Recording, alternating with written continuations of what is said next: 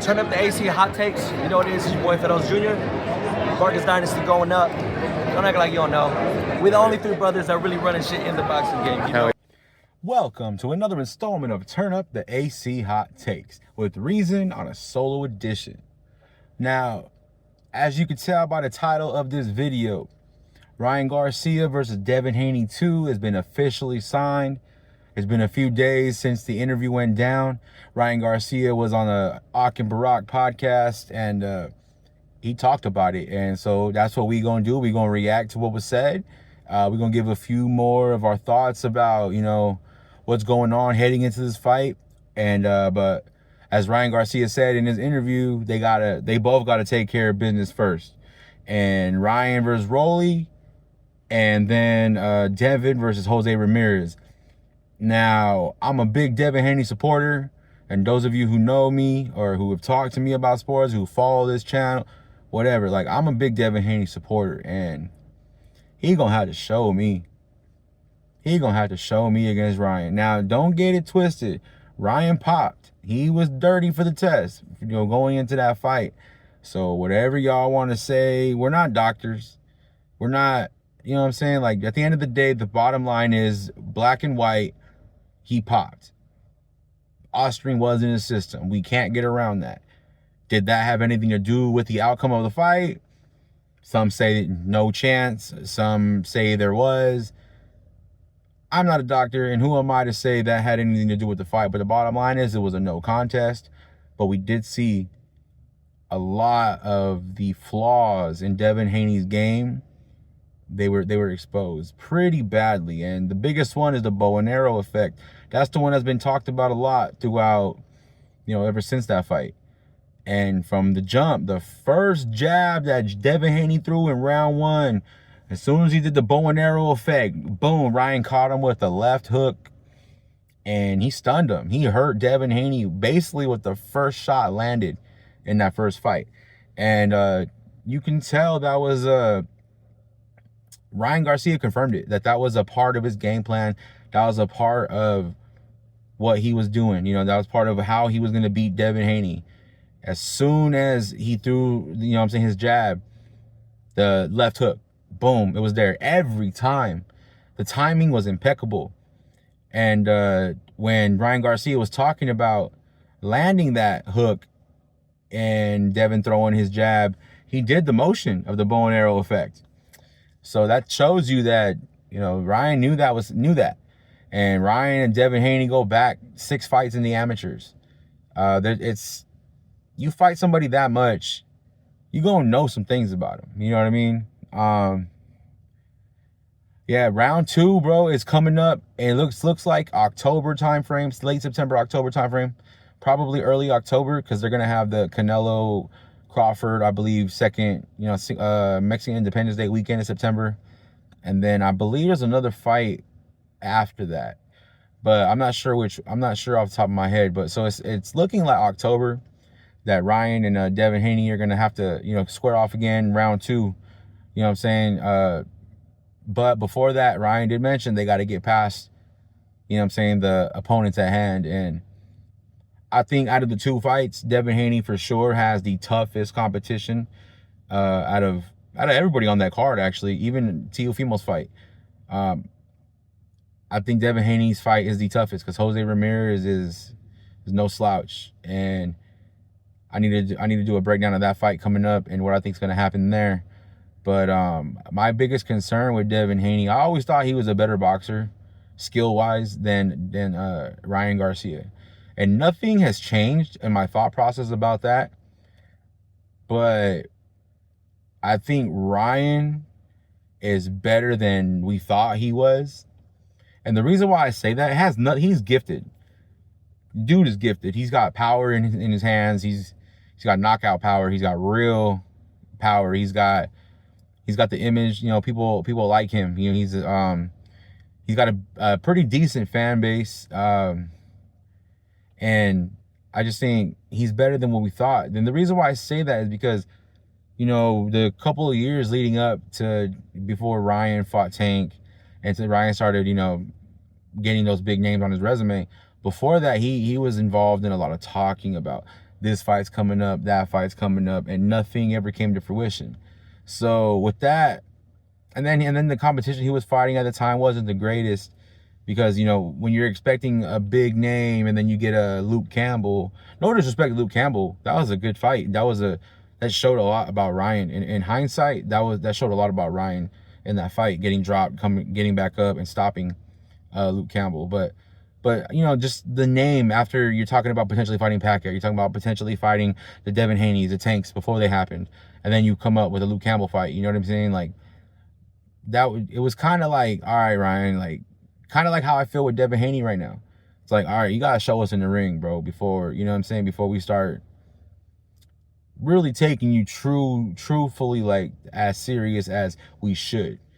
And Ryan Garcia has the path right now, which is insane. Like, if he comes out unscathed with no losses in this next year plus, his resume is going to be up there with anybody's in boxing.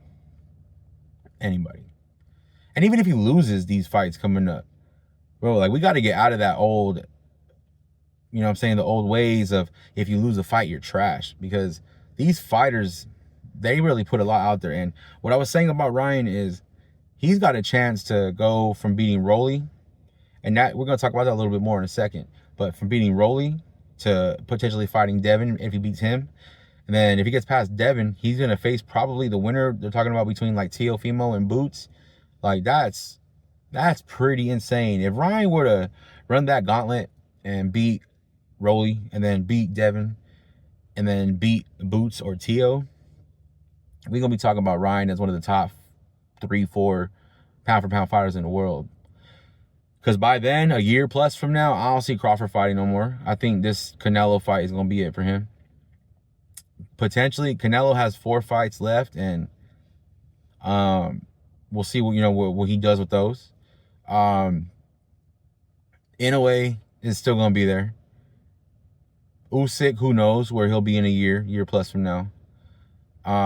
You know, I think Inoue is still going to be up the top, and in a year plus from now, you could see David Benavidez, Ryan Garcia, you know what I'm saying, those couple names up there in the top 5 pound-for-pound list, based on potentially what they can do over the next year plus. Yeah, back to Ryan and Rolly.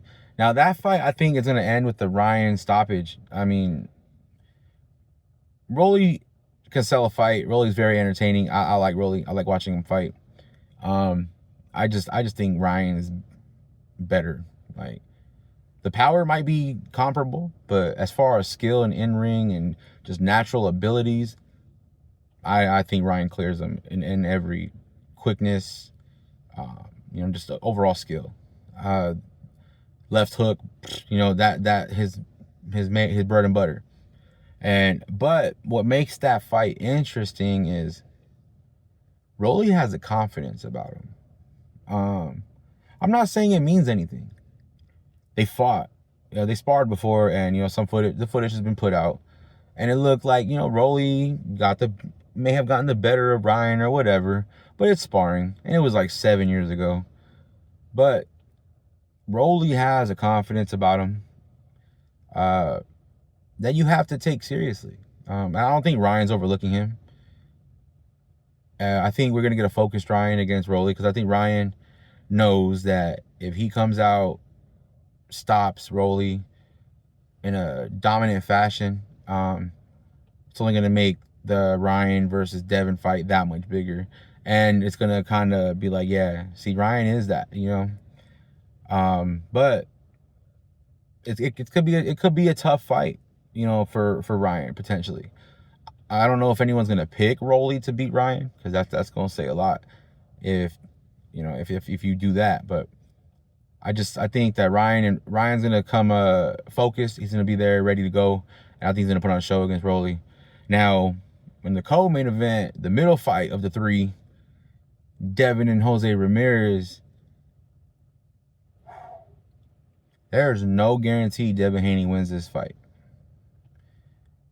Devin Haney has to show us, even his biggest supporters, that he's still Devin Haney, that he's still who we thought he was. I still believe Devin Haney, skill-wise, is he might be better. I think he might still be better than Ryan Garcia. It's not a popular decision, not a popular opinion right now, but I'm gonna stand on that until we see it again. And if Ryan just dominates it again, then hey, maybe Ryan just has his number, you know. But as far as Devin in this fight against Jose Ramirez, there are some things I need to see from him to feel more comfortable before I really deep dive into, you know, their rematch between Ryan and Devin, and to see who I really think is going to win that fight. I think no matter what happens in this fight, even if Devin Haney comes out victorious, there's still going to be a lot of naysayers and a lot of negativity around him, and you know what he can do in the ring, because I think Jose Ramirez is going to give him all he can handle. Whether Devin wins or not, I think he's going to be pushed, and I think he's going to need to dig deep, and I think he better have been working on that jab and that bow and arrow effect, because that's going to be one of the biggest things that people, I think, are going to be watching for. Did he make that correction? Did he make that, you know what I'm saying? Did he fix that mistake? And that's a thing that has always been there with Devin Haney, but he was so much more of an athlete than the people he was fighting that it really didn't haunt him like it did against Ryan. But when you put him in there with someone who's just as much of an athlete as he is, and I think Ryan Garcia is an athlete, and I think Jose Ramirez can be that too. I just believe that Devin, if he hasn't, I think Devin, I'll say it like this. I think Devin Haney, for the past few years, 5+ years, 6 years, 7 years, whatever it's been, for as long as I've been watching him, I think he's been one of the most disciplined fighters in the sport of boxing. People call him a weight bully, and, you know, justifiably so, you know, being so heavy and then dropping down in weight. But at the same time, the reason why I say he's so disciplined is because he never missed weight. Especially for the time he was at 135, he was looking like a skeleton the last 2 years fighting at 135, and he still made weight every single time. That's discipline. At 140, I think he outgrew 140 fast, but he still never missed weight. Ryan Garcia missed weight. That's another thing. I'm glad I got into my little rant, because I got back to where I wanted to get to, and that is Ryan Garcia not making weight. Now, this fight between Ryan and Devin is going to be taking place at 147, and obviously I think both guys are going to make weight easily, but I think Devin making the weight at 140 and Ryan not even trying to make the weight at 140 definitely played a part in the product of what we saw that night on April 20th of 2024. Now they're going to be at 147, a few more pounds for Devin Haney, which I think is going to make a huge difference.